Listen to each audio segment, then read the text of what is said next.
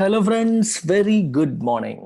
Before we begin editorial, let's look at the courses offered. Even before that, please like this video, share it with your friends and also subscribe to this particular channel. Bell icon ఏదో ఉంటుంది అనుకుంటా, అది కూడా click చేసుకోండి. Notification ఎప్పుడు కొత్త video upload అయినా మీకు నోటిఫికేషన్ వస్తుంది. ఓకే, ఎడిటోరియల్ స్టార్ట్ చేసే ముందు ఒక్కసారి మనం ఇంపార్టెంట్ కోర్సెస్ గురించి తెలుసుకుందాం. నా నెంబర్ ఇక్కడ రాస్తున్నాను, చూసుకోండి. This is my number. ఎవరికి ఏ కోర్స్ గురించి తెలియాలన్నా you can call me up directly. నాకు డైరెక్ట్గా మీరు కాల్ చేయొచ్చు.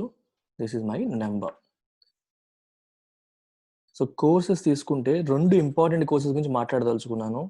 ఒకటి మన యూపీఎస్సి ఇన్ఫినిటీ 12th అక్టోబర్ నుంచి we are starting a new batch. So 12th October అంటే నెక్స్ట్ మండే నుంచి న్యూ బ్యాచ్ స్టార్ట్ అవుతుంది. రైట్. సో మన యూపీఎస్సి ఇన్ఫినిటీలో జాయిన్ అవ్వడం వల్ల మీకు వచ్చే అడ్వాంటేజెస్ ఏంటి? Prelims plus mains plus interview అన్నీ కూడా కవర్ అయిపోతాయి. Life time validity. So time limit లేదు. మీరు బైజూస్ అన్అకాడమీ ఏది తీసుకున్నా you have certain time limit. 1 year, 1.5 years, 2 years ఇలా టైం లిమిట్ ఉంటుంది. మన దగ్గర టైం లిమిట్ లేదు. సో లైఫ్ టైం వ్యాలిడిటీ అంటే మీకు జాబ్ వచ్చేంత వరకు కూడా కవర్ చేస్తాం. రెండవది, ఇండియాస్ లోయెస్ట్ ఫీ. మన దగ్గర కంటే ఎక్కడ తక్కువ ఫీ లేదు. ఫీజు తక్కువ కదా అని క్వాలిటీ తక్కువ అని అనుకోవాల్సిన అవసరం లేదు. ఎందుకంటే we are giving extremely high quality at the lowest ever possible fee of just 40,000 rupees. And that too 4 installments మీకు ఆప్షన్ ఇస్తున్నాను. 4 installments లో పే చేసుకోవచ్చు. 4 installments of 10,000 each. And time period మంత్కి 10,000 చొప్పున 4 installments లో మీరు పే చేసుకునే గోల్డెన్ ఆపర్చునిటీ మీకు లభిస్తుంది with this particular course. Only if you join before 12th October. 12th October లోపు మీరు ఎప్పుడైనా జాయిన్ అవ్వచ్చు. ఎప్పుడు జాయిన్ అయినా సరే ఈ ఫీ అప్లికబుల్. 12th అక్టోబర్ దాటిపోయినాక అంటే 13th అక్టోబర్ నుంచి this 40,000 will become 50,000. The fee will be revised. 50,000 అయినప్పటికీ కూడా that will still be India's lowest fee. ఎందుకంటే కన్సిడరింగ్ లైఫ్ టైం వ్యాలిడిటీ అది ఇండియాలో అప్పటికి కూడా లోయెస్ట్ ఫీ ఉంటుంది. కానీ 40K జాయిన్ అయ్యే మంచి ఛాన్స్ ఉంది, వినియోగించుకోండి. 10,000 కట్టి మీరు హ్యాపీగా జాయిన్ అయిపోవచ్చు. 4 installments లో కూడా పే చేసుకోవచ్చు. ఇది మన యొక్క కోర్స్. అది చాలా మందికి తెలియదు ఏంటంటే మన యూపీఎస్సి ఇన్ఫినిటీలో మిగిలిన వాళ్ళతో కంపేర్ చేస్తే ఉండే additional things which others don't have. చూడండి, group 1 APPSC and TSPSC, AP and TS రెండింటికి అవసరమైన గ్రూప్ 1 సిలబస్ కూడా ఇదే యూపీఎస్సి ఇన్ఫినిటీలో కవర్ అవుతుంది. So you don't have to pay anything extra for group 1. Majority UPSC aspirants group 1 రాస్తారు, అది తెలిసిన విషయమే. గ్రూప్ 1 రాసే వాళ్ళు మళ్ళీ ఏపీ హిస్టరీ కోసం, తెలంగాణ హిస్టరీ కోసం, ఏపీ ఎకానమీ కోసం, తెలంగాణ ఎకానమీ కోసం వేరే చోటికి వెళ్లాల్సిన అవసరం లేకుండా ఇక్కడే మీరు నేర్చుకోవచ్చు. వేరే చోటికి వెళ్లాల్సిన అవసరం లేదు. That is the beauty of this group 1. Group 1 కూడా ఇందులోనే ఇంక్లూడెడ్. మీరు యూపీఎస్సి రాస్తూ ప్యారల్ గా గ్రూప్ 1 రాయాలన్నా మన లైఫ్ టైం వ్యాలిడిటీ కోర్స్ కాబట్టి గ్రూప్ 1 ఎప్పుడు నోటిఫికేషన్ వస్తే అప్పుడు రానియండి. అప్పుడు మనం గ్రూప్ 1 అవసరమైన ఎక్స్ట్రా సిలబస్ కూడా కవర్ చేస్తాం. Plus if you want to write bank exams parallelly you can write, SSC exams parallelly you can write, railway exams parallelly you can write. UPSC ప్రిపరేషన్తో పాటు ప్యారల్గా ఇవి రాయాలి అనుకునే వాళ్ళు రాయొచ్చు. Because these courses are also included in UPSC infinity. UPSC ఇన్ఫినిటీలో ఇవి మనం ఆల్రెడీ రన్ చేస్తున్న courses. I'm giving them complimentary, ఫ్రీగా వీటికి యాక్సెస్ ఇచ్చేస్తున్నాం. సో వీటిలో మీకు క్లాసెస్తో పాటు మాక్స్ కూడా కండక్ట్ చేస్తాం.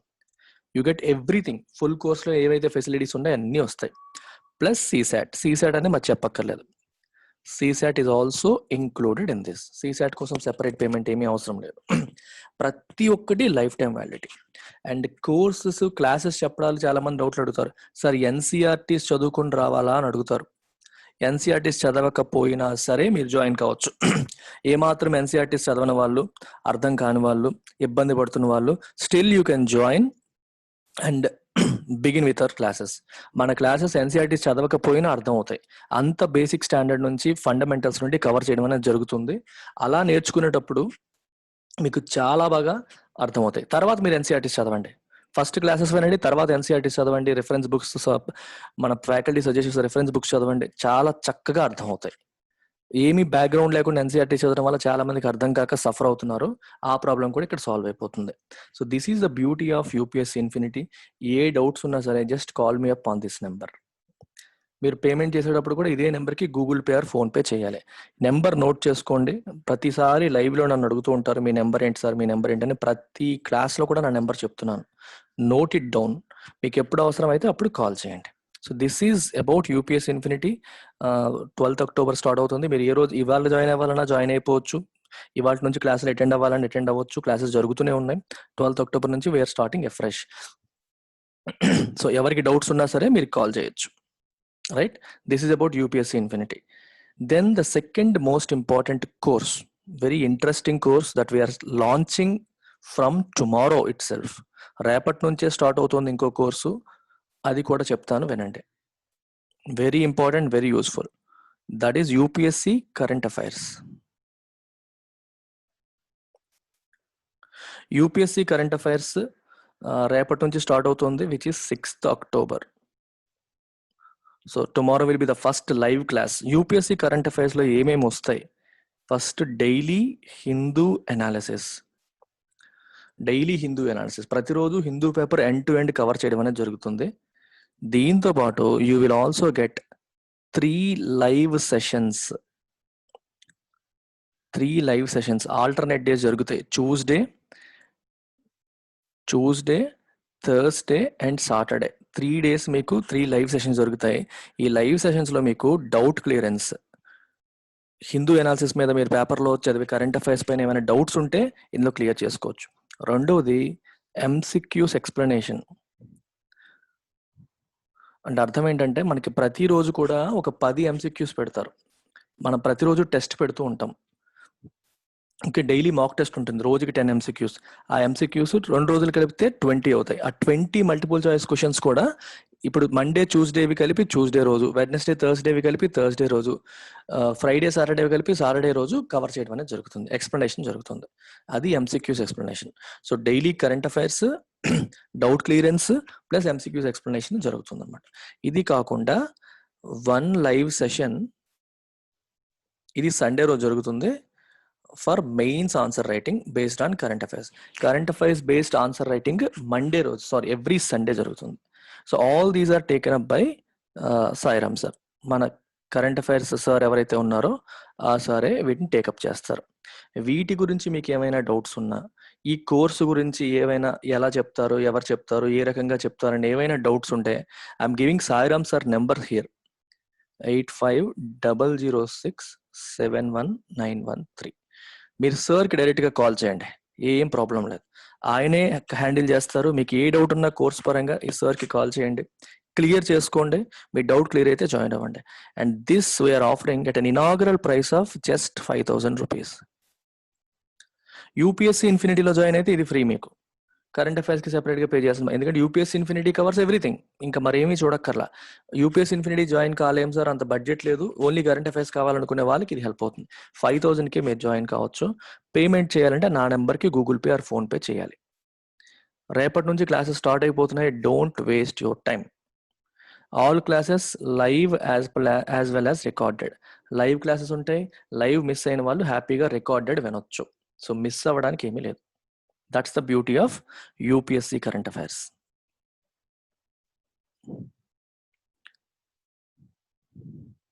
This is the second important course that we need to be aware of. Third course, ఇవన్నీ మనకి యూపీఎస్సీ సరంగా. నేను కోర్సెస్ బై మీ, నేను హ్యాండిల్, చాలా మంది అడుగుతారు మీరు ఏ సబ్జెక్ట్స్ చెప్తారు సార్ అని. నేను హ్యాండిల్ చేస్తున్న సబ్జెక్ట్స్ చూడండి. యూపీఎస్సీ పరంగా తీసుకుంటే ఐ హ్యాండిల్ ఎకానమీ.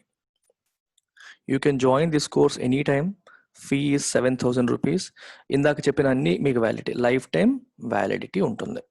యూపీఎస్సీతో పాటు గ్రూప్ 1 రాసే వాళ్ళకి కూడా హెల్ప్ అవుతుంది, because I cover that also as part of economy.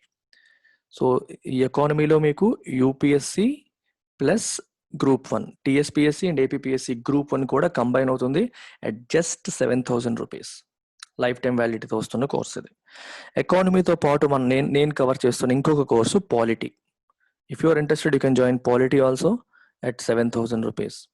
Economy fees ఇంకా పెరుగుతుంది. ఇప్పటికి 7,000. I'm planning to raise it further. Polity 7,000 rupees. Polity కూడా మనకి లైఫ్ టైం వ్యాలిడిటీతో వస్తుంది. ప్రిలిమ్స్ ప్లస్ మెయిన్స్, ఇవన్నీ కూడా prelims plus mains. And the third course that I'm offering is Public Administration. Very important course. మీకు యాక్చువల్గా ఆప్షనల్ కోర్స్ ఇది.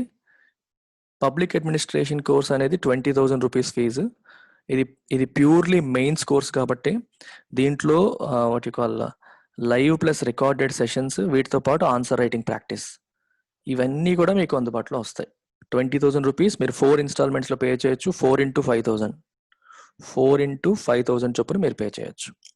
So ఇవి యూపీఎస్సీకి నేను పర్సనల్గా హ్యాండిల్ చేస్తున్న courses as far as UPSC are concern. 7,000, 7,000 and 20,000 of the fee. అన్ని కూడా life time validity courses. Bank SSC వాళ్ళు కూడా అడుగుతారు, మీరు ఏ సబ్జెక్ట్ చెప్తారు సార్ బ్యాంక్ ఎగ్జామ్స్ ఫాలో అయ్యే వాళ్ళకి. చూడండి, I'm covering English end to end. English నేను ఒక్కడనే, వేరే ఫ్యాకల్టీ ఎవరూ లేరు. అండ్ ఓన్లీ ఇంగ్లీష్ జాయిన్ అయ్యే వాళ్ళు జస్ట్ 2,000కి మీరు జాయిన్ కావచ్చు. Again life time validity, live plus recorded, everything remains same. Quant again at 2,000. So quant నేను ఆల్మోస్ట్ అన్ని చాప్టర్స్ కూడా చెప్పేశాను ఆల్రెడీ. చెప్పిన వీడియోస్ మీకు అందుబాటులో ఉంటాయి. ప్లస్ మెయిన్స్కి నేను వస్తా. మెయిన్స్, ప్రిలిమ్స్కి చాలా క్లాసెస్ ఆల్రెడీ కవర్ చేశాను. అన్ని రికార్డెడ్ వీడియోస్ మీకు అందుబాటులో ఉంటాయి. అండ్ మెయిన్స్ క్లాసెస్, డిఐస్ అన్ని నేనే చెప్తాను. మెయిన్స్ డిఐస్ అన్ని కూడా నేనే చెప్తాను. బ్యాంక్ ఎగ్జామ్ ప్రిపేర్ అయ్యే వాళ్ళకి ఎస్పెషల్లీ చాలా యూస్ఫుల్ అనమాట. క్వాంట్ మాక్ ఎక్స్ప్లెనేషన్స్ వేరే మేడం ఆర్ సార్ వస్తారు, అప్పుడప్పుడు నేను కూడా వస్తుంటాను based on my time available.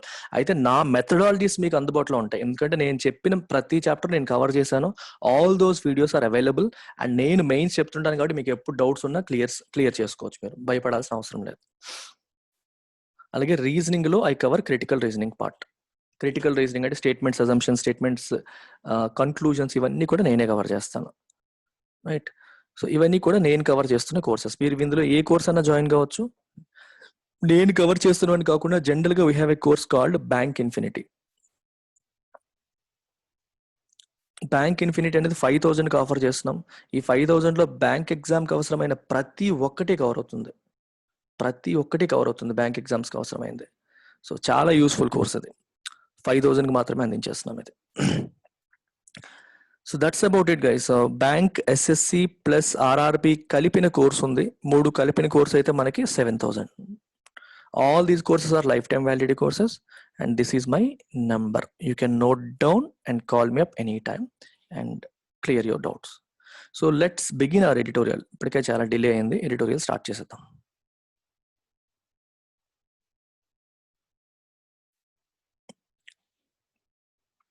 So editorial says mixed signals. Mixed signals అంటుంది, చూద్దాం ఎందుకు అంటుంది ఏంటి అనేది. The latest GST data give cause for hope of a sustainable momentum in growth. Okay, GST data latest వచ్చింది. అది ఏం చెప్తుంది? It give cause for hope, అంటే hope of a sustainable momentum in growth. గ్రోత్లో మొమెంటమ్ సస్టైన్ అవుతుంది అనే హోప్కి ఒక చిన్న కారణభూతమైంది.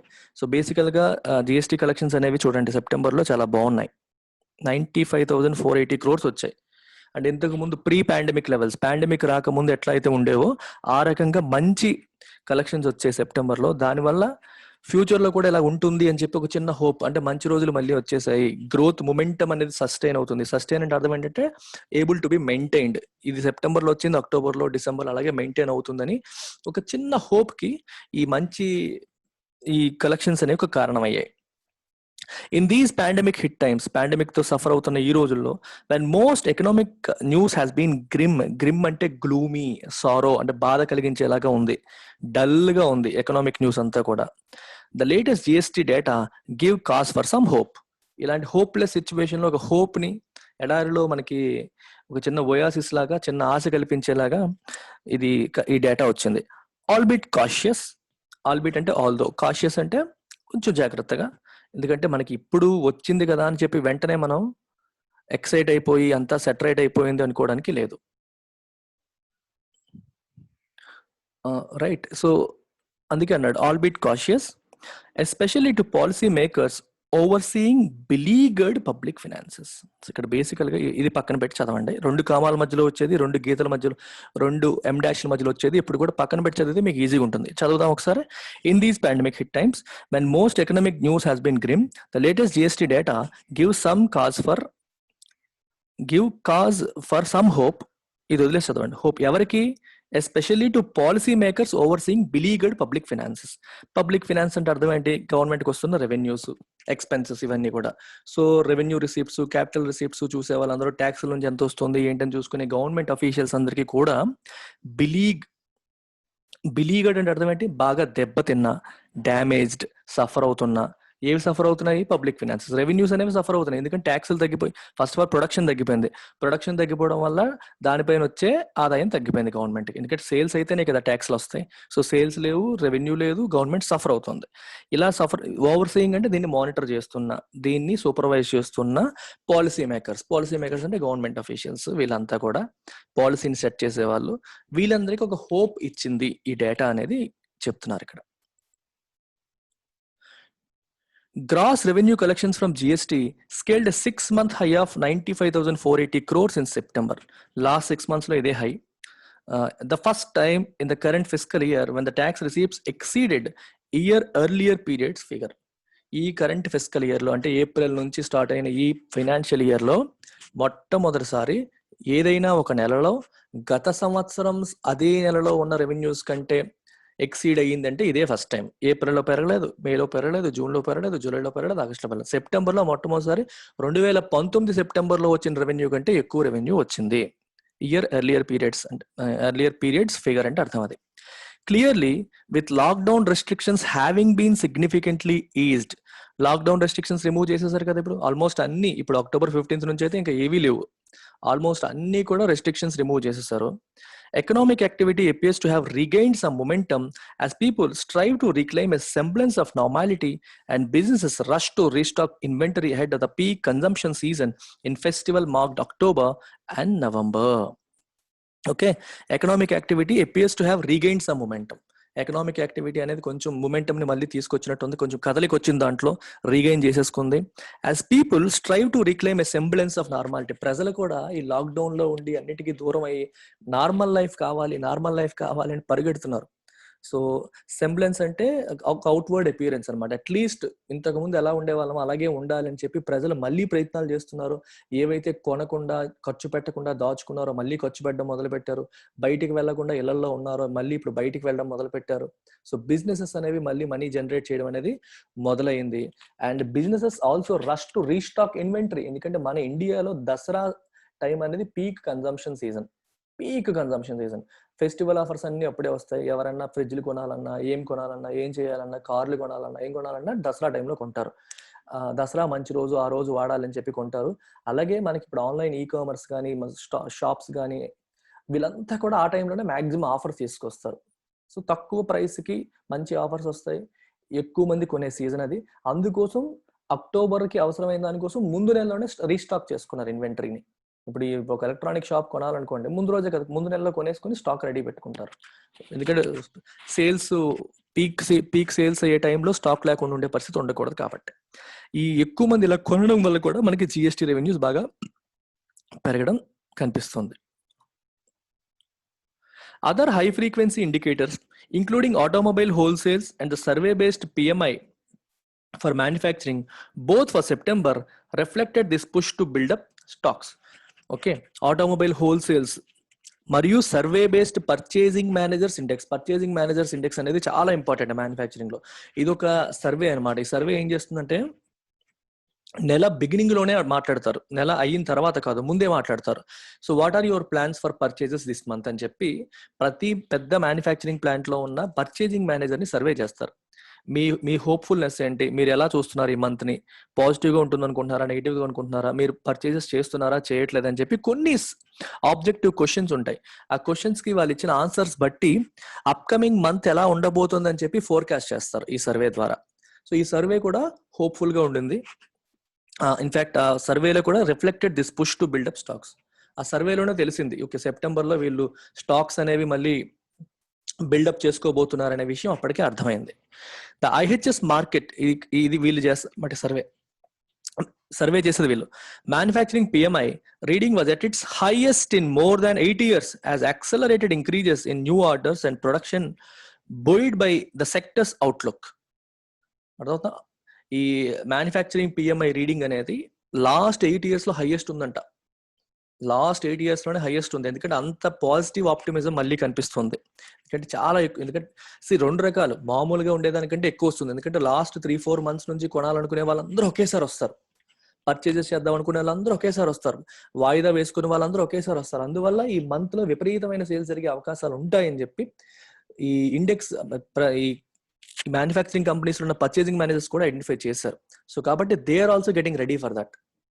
దానికి సిద్ధం కావడం కోసం వాళ్ళ పర్చేసెస్ కూడా వాళ్ళు పెంచుకున్నారు. వాళ్ళ రా మెటీరియల్స్ వాళ్ళు ఏవేవైతే కొనాలో అవన్నీ కూడా కొందామని ఫిక్స్ అయ్యారు. అందువల్ల ఇండెక్స్ అనేది కూడా హైయెస్ట్ వచ్చింది. లాస్ట్ 8 years లో కంపేర్ చేసుకుంటే హైయెస్ట్ వచ్చింది. Accelerated increases in new orders లో బాగా ఇంక్రీజ్ వచ్చింది. ప్రొడక్షన్ కూడా బాగా పెరిగింది. బొయిడ్ అంటే అర్థం ఏంటంటే, ఇప్పుడు చూడండి బొయాన్సీ అంటాం. బొయాన్సీ అంటే అర్థం ఏంటి? ద క్వాలిటీ ఆఫ్ ఒక ఏదన్నా వస్తువు వాటర్ లో మునిగిపోకుండా తేలిపోయే గుణాన్ని మనం బొయాన్సీ అంటాం. బొయాన్సీ ఎందుకు ఉంటుంది? వాటర్ కింద నుంచి కూడా ఫోర్స్ ఎగ్జర్ట్ చేస్తూ ఉంటుంది. పైనుంచి గ్రావిటేషనల్ ఫోర్స్ కిందకి పుష్ చేస్తూ ఉంటే వాటర్ కింద నుంచి బుయాంట్ ఫోర్స్ కింద నుంచి పైకి అప్లోడ్ చేస్తుంది. ఎప్పుడైతే మనకి గ్రావిటేషనల్ ఫోర్స్ కంటే బుయాంట్ ఫోర్స్ ఎక్కువ ఉంటుందో వస్తువు తేలుతుంది. గ్రావిటేషనల్ ఫోర్స్ బుయాంట్ ఫోర్స్ కంటే ఎక్కువ ఉంటుందో వస్తువు మునిగిపోతుంది. రైట్. సో బుయాంట్ ఫోర్స్ అనేది సర్ఫేస్ ఏరియా బట్టి ఆధారపడుతుంది.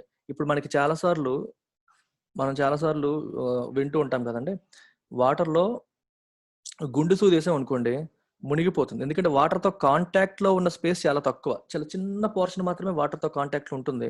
కాబట్టి వాటర్ పైకి ఎగ్జర్ట్ చేసే బుయాంట్ ఫోర్స్ చాలా తక్కువ అయిపోతుంది. అండ్ సూది యొక్క బరువు వల్ల వచ్చే గ్రావిటేషనల్ ఫోర్స్ ఎక్కువైపోతుంది. సో గ్రావిటేషనల్ ఫోర్స్ కిందకి యాక్ట్ చేస్తుంది, బుయాంట్ ఫోర్స్ పైకి యాక్ట్ చేస్తుంది. గ్రావిటేషనల్ ఫోర్స్ బుయాంట్ ఫోర్స్ ని దాటేస్తే అప్పుడు వస్తువు మునిగిపోతుంది. గ్రావిటేషనల్ ఫోర్స్ బుయాంట్ ఫోర్స్ కంటే తక్కువ ఉంటే వస్తువు తేలుతుంది. అదే మీరు ఒక చిన్న థర్మోకోల్ వేశారనుకోండి, ఎంత థర్మోకోల్ వేశారు, బరువు పరంగా చూసుకుంటే థర్మోకోల్ తేలిగ్గా ఉంటుంది, కానీ అది వాటర్తో ఎక్కువ పోర్షన్ కాంటాక్ట్ లో ఉంది. సో ఎక్కువ బుయాంట్ ఫోర్స్ దానిపైన యాక్ట్ చేస్తుంది. సో థర్మోకోల్ యొక్క గ్రావిటేషనల్ ఫోర్స్ కంటే వాటర్ దానిపైన అప్లై చేసే బుయాంట్ ఫోర్స్ ఎక్కువగా ఉండడం వల్ల అది తేలుతుంది. ఇది మన కథ. బుయాన్సీ అంటే అర్థం అది. అంటే బుయాన్సీ అంటే అర్థం ఏంటి? It prevents an item from sinking, మునిగిపోకుండా తేలడం. అంటే ఒక రకంగా పైన ఉంచడానికి ప్రయత్నం చేయడం, పైన ఉండడానికి సపోర్ట్ చేయడం అనే మీనింగ్ లో మీరు తీసుకోవచ్చు. ఇది యాక్చువల్గా ఫిజిక్స్ లో మనం వినేది. ఈ ఫిజిక్స్ లో ఈ కాన్సెప్ట్ ని మనం ఇప్పుడు ఇక్కడ ఈ ఎకానమీలో ఎకానమీలో అర్థం చేసుకోవాలంటే ఎలా అర్థం చేసుకోవాలో ఒకసారి చూడండి. రైట్. సో ఇప్పుడు ప్రొడక్షన్ అనేది సెక్టర్ యొక్క అవుట్లుక్ దాన్ని సపోర్ట్ చేస్తుంది. ప్రొడక్షన్ అనేది పైన వేసుకోండి, మనకి ఇది వాటర్ అనుకోండి, ఇది production. And what is pushing it, what is giving support to it? Outlook అంటే ఎలా ఉండబోతోంది అనేది. ఓకే, మార్కెట్ అవుట్లుక్ బాగుండబోతోంది అనే సిగ్నల్ వల్ల ప్రొడక్షన్ పెరిగింది. ఓకే, రేపు పొద్దున బాగుంది అంటేనే కదా మనం ఎక్కువగా వస్తువులు రెడీ చేసుకుంటాం. అండ్ దీనికి మీనింగ్ మీరు ఎంకరేజ్డ్ అని తీసుకోవచ్చు, సపోర్టెడ్ బై అని తీసుకోవచ్చు, ఇలా ఎలాగైనా తీసుకోవచ్చు. To prevent it from sinking అని తీసుకోవచ్చు. ఎలాగైనా మనం అర్థం చేసుకోవచ్చు. ఎలా అర్థం చేసుకున్నా సేమ్ మీనింగ్ వస్తుంది. అంటే ఒక పాజిటివ్ మీనింగ్ లో తీసుకోవాలి. Encouraged by or supported by the sector's outlook. GST revenue from the import of goods was also marginally higher than the year earlier period. Imports కూడా పెరిగాయి. ఇంపోర్ట్ ఆఫ్ గుడ్స్ వల్ల వచ్చిన GST revenue కూడా last year తో compare చేస్తే marginally hire, పెరిగింది. Last year కంటే కొంచెం పెరిగింది. ఇంపోర్ట్స్ పెరగడం వల్ల కాదు, ఇంపోర్ట్స్ అని కాదు, దాని మీద వచ్చే రెవెన్యూ పెరిగింది. Signalling that inward shipments of commodities used as inputs in manufacturing had inched up. So inputs అంటే ఇంపోర్ట్స్ కూడా పెరిగాయి అనే సిగ్నల్ అది ఇస్తుంది. Merchandise trade data from the commerce ministry show Indian purchases of metal ores and pharma products in September posted increases of almost 43% and 28% respectively, appearing to correlate with the trend in GST. Commerce ministry data మనం తీసుకుంటే metal ఓర్స్ అనేవి రా materials కదా, మరియు pharma products, ఫార్మాకి అవసరమైన inputs ఏవైతే ఉంటాయో, generic pharma products, మనకి బల్క్ డ్రగ్స్ ఏవైతే ఉంటాయో అవి కూడా బాగా పెరిగాయి. ఇండియన్ కంపెనీస్ యొక్క పర్చేసెస్ బాగా పెరిగాయి. అంటే మనకి ఇంపోర్ట్స్ బాగా పెరిగాయి. 43% 28% ఇంక్రీజ్ అనేది మనకి సెప్టెంబర్ లో కనిపించింది. జిఎస్టీలో కూడా మనకి సేమ్ ట్రెండే కనిపిస్తుంది. However the 3.88% year-on-year growth in gross GST revenue must be seen in the backdrop of the fact that GST receipts had slid to a 6-month low in September 2019, a 2.7% contraction, as overall economic momentum slowed considerably. ఇక్కడ రెండు రకాలు గుర్తుపెట్టుకోవాలి. మనకి ఇప్పుడు 3.88% year growth కనిపిస్తుంది సెప్టెంబర్లో. దానికి కారణం రెండు రకాలు. ఒకటి ఈ సెప్టెంబర్ బాగుండడం, రెండోది లాస్ట్ సెప్టెంబర్ బాగుండకపోవడం కూడా. మీకు సింపుల్ ఎగ్జాంపుల్ చెప్తాను. ఒక అబ్బాయికి లాస్ట్ టైం ఎగ్జామ్స్ కండక్ట్ చేసినప్పుడు 100కి 40 మార్కులు వచ్చాయి. ఈసారి కండక్ట్ చేసినప్పుడు 100కి 45 వచ్చాయి. ఓకే, 100కి 50 వచ్చాయి. అరే పర్సంటేజ్ టర్మ్స్ లో తీసుకుంటే ఏం చెప్తాం మనం? అరే వాడికి 25% పెరిగాయి అంటాం. 40 నుంచి 50కి వచ్చిందని. ఈ 50 కానీ 100కి 50 అనేది మంచి నెంబరా? కాదు. లాస్ట్ టైం బేస్ బాగాలేదు, లాస్ట్ టైం ఇంకా చండాలంగా పర్ఫామ్ చేశాడు కాబట్టి ఇప్పుడు చేసింది బెటర్ గా కనిపిస్తుంది. ఆ సెన్స్ లో దీన్ని అర్థం చేసుకోండి. ఈ 3.88% గ్రోత్ అనేది మనం ఎక్కువగా ఎక్సైట్ అయిపోవాల్సిన విషయం కాదు. ఇది బానే ఉంది, కానీ last year September was very bad. చూడండి, లాస్ట్ ఇయర్ 6 month లో అన్నాడు. లాస్ట్ ఇయర్ సెప్టెంబర్ లో వచ్చిన రెవెన్యూస్ అప్పటికి లాస్ట్ 6 months లో లోయెస్ట్. అది లాస్ట్ ఫినాన్షియల్ ఇయర్ లో లోయెస్ట్. అది బాగా తగ్గిపోయింది అనమాట. తగ్గిపోయి అంత వచ్చింది. దాంతో కంపేర్ చేస్తే ఇప్పుడు బెటర్ గా ఉన్నాం అనేది మన అర్థం. As overall economic momentum slowed considerably. In fact 2018 తో కంపేర్ చేస్తే 2019 లో కాంట్రాక్షన్ ఉంది. అంటే 2018 సెప్టెంబర్ లో ఇంకా బెటర్ గా ఉంది, 2019 సెప్టెంబర్ లో బ్యాడ్ గా ఉంది, 19తో కంపేర్ చేస్తే 20లో బెటర్ గా ఉంది. అప్పటికే పాండమిక్ రాకముందే ఎకనామిక్ మొమెంటం ఇండియాలో బాగుండలేదు. సో దాని వల్ల కూడా బాగా తగ్గిపోయింది. The key concern now would be to gauge the durability of the trend in GST collections, especially considering that over the first 6 months of the current fiscal, the cumulative revenue receipts are 25% lower year on year. Key concern, ఇప్పుడు important concern ఏంటి మనకి? Would be to gauge the durability. Durability అంటే అర్థం ఏంటి? ఎన్నాళ్ళు ఇది నడుస్తుంది of the trend in GST collection. GST collections లో ట్రెండ్ మనం ఇప్పుడు అప్వర్డ్ ట్రెండ్ చూసాం. ఆగస్టు, జూన్, జూలై వాటితో కంపేర్ చేస్తే సెప్టెంబర్ లో బాగా పెరిగింది. ప్రీ పాండమిక్ లెవెల్స్ లో మళ్ళీ కనిపిస్తుంది. లాస్ట్ ఇయర్ తో కంపేర్ చేస్తే ఎక్కువగానే ఉంది. అయితే ఇది ఎన్నాళ్ళు కంటిన్యూ అవుతుంది? నెక్స్ట్ మంత్, ఆ నెక్స్ట్ మంత్ కూడా ఇది కంటిన్యూ అవుతుందా లేదా అనేది మనం గేజ్ చేయాలి, అబ్జర్వ్ చేయాలి, కొలవాలి. ఓకే, మనం దాన్ని మెజర్ చేయాలి. అది ఇప్పుడు కీ కన్సర్న్, అది మనకి ఇంపార్టెంట్ కన్సర్న్. అది especially considering that over the first 6 months of the current fiscal year, ఈ first 6 months of the current fiscal year లో cumulative revenue receipts are 25% lower year on year. September ఒక్కటే compare చేస్తే last year తో పోలిస్తే better గా ఉన్నాం, కానీ first 6 months compare చేస్తే లాస్ట్ ఇయర్ తో కంపేర్ చేస్తే 25% తక్కువలో ఉన్నాం. కాబట్టి ఇది ట్రెండ్ కంటిన్యూ అవుతుందా లేదా అనేది మనం అబ్జర్వ్ చేయాల్సిన అవసరం ఉంది. Finance Minister Nirmala Sitharaman's annual budget for 2021 announced in February before the pandemic and lockdowns pushed the economy into a record contraction, had projected a 12.8% growth in GST receipts, a goal that now seems surely impossible to realize. Nirmala Sitharaman garu budget 2020-21 లో speech లో ఏం చెప్పారంటే, pandemic lockdowns మనకి ఎకానమీని ఈ contraction push చేయక ముందు madam ఏం చెప్పారు? హ్యాడ్ ప్రొజెక్ట్ చేశారు. జిఎస్టీ రిసీప్ట్స్ 2019-20 ఫైనాన్షియల్ ఇయర్ తో కంపేర్ చేస్తే 2021 ఫైనాన్షియల్ ఇయర్ లో 12.8% పెరుగుతాయని చెప్పి ప్రొజెక్షన్ ఇచ్చారు. అప్పటికి తెలియదు కరోనా వస్తుందని, లాక్డౌన్ వస్తుందని తెలియదు. ఆ టైంలో మ్యామ్ ఇచ్చిన ప్రొజెక్షన్ అది 12.8% పెరుగుతుందని. మరి అలాంటి ప్రొజెక్షన్ పెట్టుకుని ఇంత రెవెన్యూ వస్తుందని చెప్పి ఇంత ఖర్చు పెట్టాలని గవర్నమెంట్ ఎస్టిమేట్స్ చేస్తుంది. ఇప్పుడు ఫస్ట్ 6 months లో లాస్ట్ ఇయర్ తో కంపేర్ చేస్తే 25% తక్కువ జిఎస్టీ రెవెన్యూస్ వచ్చాయి. సో ఇది ఇప్పుడు problem.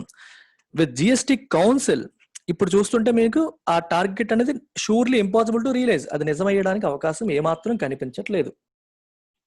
With the GST Council expected to meet today and attempts to resolve the contentious issue of GST compensation shortfall, Finance Ministry officials have their task cut out in trying to assess if their earlier projections of 3 lakh crore shortfall in GST compensation would need to be recalibrated in light of the uptick in receipts. Okay, so దీని అర్థం ఏంటంటే GST council meeting ఈరోజు జరగబోతుంది. GST council meeting ఈరోజు జరగబోతుంది. GST council meeting లో they will attempt to resolve the contentious issues of GST compensation shortfall. బేసికల్ గా స్టేట్స్ కి ఇవ్వాల్సిన GST కాంపెన్సేషన్ ఏదైతే ఉందో అందులో షార్ట్ ఫాల్ వచ్చింది. ఎందుకంటే మనకి ఎకానమీ పడిపోయింది కాబట్టి స్టేట్స్ కి ఆదాయం తగ్గిపోయింది. సో ఆదాయం తగ్గినప్పుడల్లా కూడా GST రెవెన్యూస్ తగ్గినప్పుడల్లా కూడా సెంట్రల్ గవర్నమెంట్ ఏం చెప్పింది, మేము షార్ట్ ఫాల్ మేము కాంపెన్సేట్ చేస్తామని మాట ఇచ్చింది. దానికోసమే GST కాంపెన్సేషన్ సెస్ పెట్టింది. సెస్ ద్వారా వచ్చిన రెవెన్యూస్ ని స్టేట్స్ కి కాంపెన్సేట్ చేయడానికి వాడుతూ వస్తుంది. బై మంత్లీ 2 months ఒకసారి రెవెన్యూ కాంపెన్సేషన్ చేస్తూ వచ్చింది సెంట్రల్ గవర్నమెంట్. ఇది బాగానే ఉంది. కానీ ఇప్పుడు ఏం జరుగుతుందంటే ఇది యాక్ట్ ఆఫ్ గాడ్. ఇది GST ఇంప్లిమెంట్ చేయడం వల్ల వచ్చిన నష్టం కాదు, పాండమిక్ వల్ల వచ్చిన నష్టం. ఇది మన చేతిలో లేదు, యాక్ట్ ఆఫ్ గాడ్. సో దీనికి కాంపెన్సేషన్ చేయాల్సిన అవసరం సెంట్రల్ గవర్నమెంట్కి లేదు. స్టేట్ గవర్నమెంట్సే మీరు వేరే రెవెన్యూ సోర్సెస్ చూసుకోవాలని చెప్తూ, మీరు అప్పు తీసుకోండి మేము గ్యారంటీ ఉంటాం, మేము మీకు అప్పు తక్కువ వడ్డీకి వచ్చేలా చేస్తాం, ఈ రకంగా ఆల్టర్నేట్ ఆప్షన్స్ ఇవ్వడం మొదలుపెట్టింది. సో దీనికి స్టేట్స్ ఒప్పుకోలేదు. మీరు అప్పు తీసుకొని మాకు ఇవ్వండి, మమ్మల్ని అప్పు తీసుకోమని చెప్పకండి అని చెప్పి స్టేట్స్ చెప్తున్నాయి. సో GST కౌన్సిల్ మీటింగ్ ఇప్పుడు జరగబోతుంది. GST కౌన్సిల్లో అన్ని రాష్ట్రాల ఫినాన్స్ మినిస్టర్స్ భాగస్వాములు అయి ఉంటారు, అందులో మెంబర్స్ అయి ఉంటారు. Plus finance minister of the country, central finance minister Nirmala Sitharaman కూడా అందులో ఉంటారు. సో ఆ కౌన్సిల్ ఈరోజు మీటింగ్ జరగబోతుంది. ఈ ఇష్యూని ఎలా రిజాల్వ్ చేస్తారు? సెంటర్ అంటుంది మీరు అప్పు తీసుకోండి అంటుంది, స్టేట్స్ అంటున్నారు మీరు అప్పు తీసుకొని మాకు షార్ట్ ఫాల్ ఫుల్ఫిల్ చేయండి అని చెప్పి స్టేట్స్ అడుగుతున్నాయి. సో ఇది ఒక వివాదాస్పదమైన ఇష్యూ అయిపోయింది రీసెంట్ గా. దీని గురించి చాలా డిస్కషన్స్ జరుగుతున్నాయి. సో ఇంకా క్యాగ్ రిపోర్ట్ లో కూడా ఏం చెప్తుందంటే, మీరు ఆల్రెడీ లాస్ట్ 17, 18, 19 ఇయర్స్ లో చాలా మనీ ఎక్సెస్ సెస్ రెవెన్యూ వచ్చింది. దాని మీరు GST కాంపెన్సేషన్ సెస్ ద్వారా ఎక్కువ రెవెన్యూ వచ్చింది.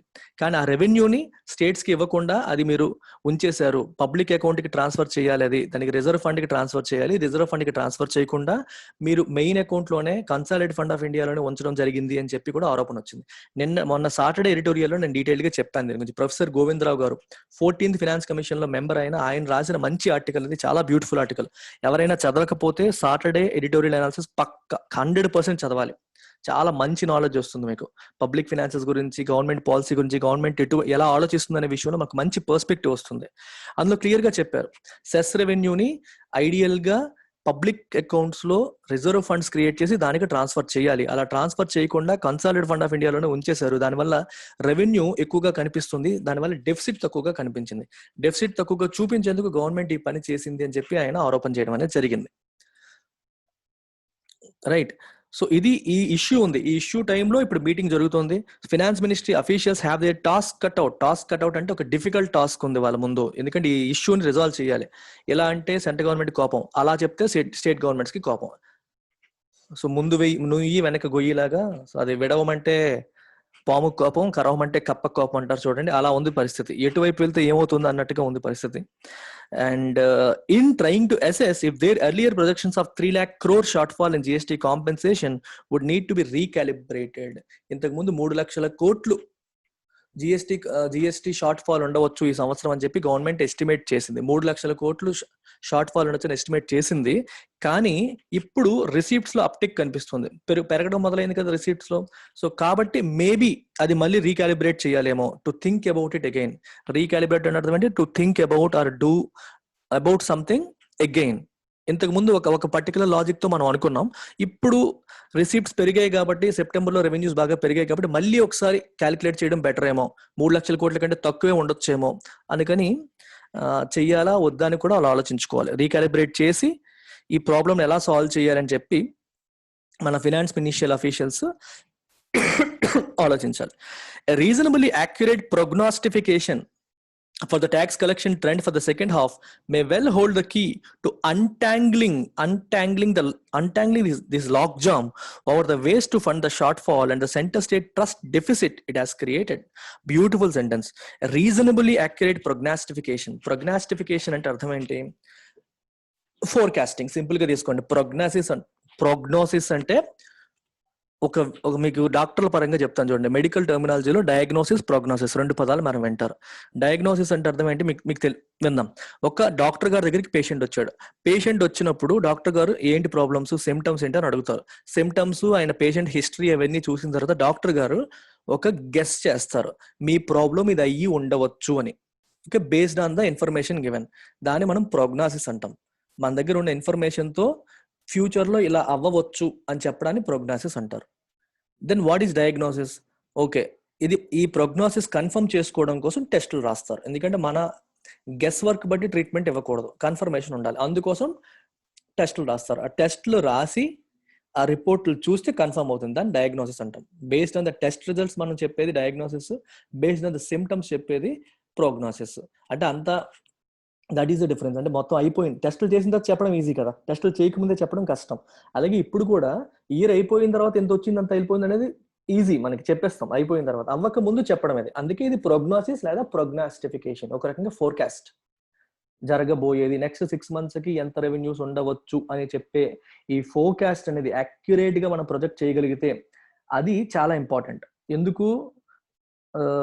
మే well hold the key to untangling this logjam. Logjam అంటే రిజాల్వ్ చేయలేని సిచ్యువేషన్, చిక్కుముడి. మీకు లాగ్జామ్, ఇంపాస్ అని ఇంకో పదం ఉంటుంది, IMPASSE. ఇంపాస్ కానీ లాగ్జామ్ కానీ ఇట్లాంటి పదాలకు మీనింగ్ ఏంటంటే సాల్వ్ చేయలేని ప్రాబ్లమ్స్, చిక్కుముడి, డెడ్ లాక్ అంటారు. ఓకే, డెడ్ లాక్ అంటారు. ఇలాంటి పదాలు చాలా ఉంటాయి మీకు. మనం అంటాం చిక్కుముడి అంటాం చూడండి, బాగా చిక్కులు పడిపోయిందని. అన్టాంగిలింగ్ అంటే చిక్కుముడి విప్పడం, ఒక డిఫికల్ట్ సిచ్యువేషన్ రిజాల్వ్ చేయడం. అన్టాంగిల్, ట్యాంగిల్ అంటే చిక్కుకుపోవడం, ఇరుక్కుపోవడం. ట్యాంగిల్ అంటే ఇరుక్కుపోవడం, చిక్కుకుపోవడం అనే మీనింగ్ వస్తుంది. అన్టాంగిల్ అంటే ఇరుక్కుపోవడం నుండి చిక్కుకుపోవడం నుంచి విడదీయడం అనమాట. దాన్ని మనం అన్టాంగిల్ అంటాం. Over the ways to fund the short fall. ఈ షార్ట్ ఫాల్ ఎలా ఫండ్ చేయాలి అని చెప్పి కొట్టుకున్నారు కదా, తెలియట్లేదు. స్టేట్స్ అప్పు తీసుకోవాలా, సెంటర్ అప్పు తీసుకోవాలా అనేది ఒక పెద్ద ఇష్యూ. ఈ లాక్ జామ్ ఇష్యూ చేయడానికి ఇంపార్టెంట్ థింగ్ ఏంటి, నెక్స్ట్ 6 months లో ఎంత ఉండబోతుంది. ఎక్కువే ఉండబోతుంది అనుకోండి, కాంపెన్సేషన్ చేయాల్సింది తక్కువ ఉంటుంది. సో కాబట్టి probably centre might take it up. ఎంత తక్కువే కాబట్టి నేను టేకప్ చేస్తానని చెప్పి స్టేట్స్ కి మాట ఇచ్చే అవకాశం ఉంటుంది. అండ్ సెంటర్ కి స్టేట్స్ కి ట్రస్ట్ డెఫిసిట్ కూడా వచ్చేసింది, ఎందుకంటే నమ్మకం పోయింది. బేసికల్ గా జిఎస్టీకి స్టేట్స్ ఎందుకు ఒప్పుకున్నాయి? స్టేట్స్ టాక్సేషన్ పవర్ వదిలేసుకున్నాయి జిఎస్టీ కోసం. ఎందుకు? మాకు ప్రాబ్లం వస్తే సెంటర్ చూసుకుంటుందని. ఇప్పుడు ప్రాబ్లం లో ఉన్నప్పుడు సెంట్రల్ గవర్నమెంట్ స్టేట్ గవర్నమెంట్స్ వదిలేస్తుంది అనుకోండి, ఇప్పుడు ఏమవుతుంది? నమ్మకం పోతుంది. ట్రస్ట్ డెఫిసిట్, డెఫిసిట్ అంటే లోటు, ట్రస్ట్ అంటే నమ్మకం. స్టేట్స్ కి సెంటర్ పైన ఉన్న నమ్మకం అనేది తగ్గిపోయింది. కష్టకాలంలో సెంట్రల్ గవర్నమెంట్ మమ్మల్ని వదిలేస్తుంది అని చెప్పి. అది ఆ ట్రస్ట్ డెఫిసిట్ పోవాలి అన్నా, ఈ ప్రాబ్లం సాల్వ్ అవ్వాలన్నా నెక్స్ట్ 6 months లో మనకి రెవెన్యూ ఎంత రాబోతుంది అనేది ఎస్టిమేట్ చేయడం అనేది చాలా ఇంపార్టెంట్ అని చెప్తున్నాను. That's about it guys. Thank you very much.